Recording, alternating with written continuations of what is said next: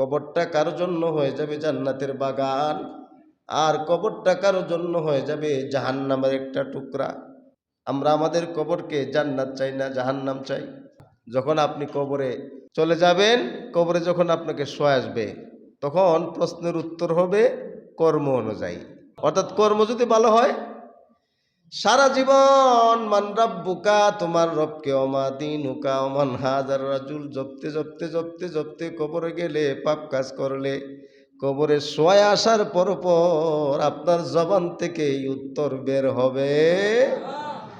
আর আপনি বান্দাটা যদি আরবি না পড়তে পারেন, বাংলাও না পড়তে পারেন, জবানও যদি না থাকে,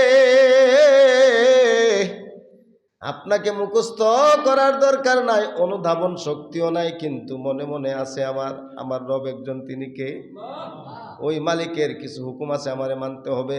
যদি আপনার জবানও না থাকে, প্রশ্ন কিংবা উত্তর যদি মুখস্থ নাও করে যান, মালিকের হুকুম যদি পালন করতে পারেন, ঈমানটা যদি মজবুত থাকে, খাঁটি ঈমান নিয়ে যদি কবরে ঢুকেন, কবরে ঢোকার সাথে সাথে তিনটা প্রশ্ন করা হবে, মান রব্বুকা, কে তোমার রব?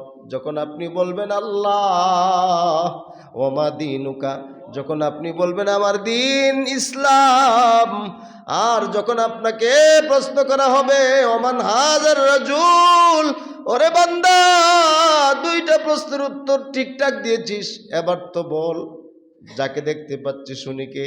যদি আপনি বলতে পারেন উনাকে তো আমার চেনার দরকার নাই, আমি তো আগেই উনাকে চিনতাম, সুবহানাল্লাহ, আমি উনাকে দুনিয়াতে দেখিও নাই, চিনিও নাই, শুধুমাত্র উনার নামের কারণে, উনার প্রেম আর মহব্বত আর ভালোবাসায় পড়ে জীবনের সব কিছু কুরবান করেছি, নবীর প্রেমে জীবনটাকে অতিবাহিত করেছি, নবীজির একটা আদনা সুন্নত আমি ছাড়ি নাই।